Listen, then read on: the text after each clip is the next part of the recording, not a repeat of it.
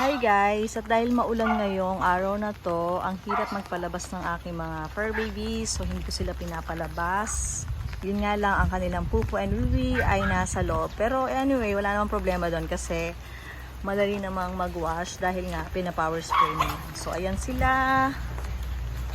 Awawa naman ng mga baby, hindi makalaro. So ayan, ikinukulong muna sila lahat bago mag-start maglinis para hindi sila mabasa dito sa gitna. Ayan sila, ayan. So iba nasa kubo pa. Doon nag-i-stay. So as you can see, makita nyo basa yung floor kasi nga kaka-power spray lang. So hindi sila talaga makakalabas dahil ang weather ay hindi maganda today since this week. Hindi maganda ang weather. So mas madalas na nandito sila sa nagkabulol-bulol pa ako. Mas madalas na nandito sila sa loob ng kennel. So para mas safe na rin and iwas magkaroon ng ubo, ng sipon, ganon. Mas madali silang kapitan ng sipon kapag ganyan ang weather. Ayan, tulad ni Enzo. So, itong ubo lang naman, so medyo madaling gamutin yan.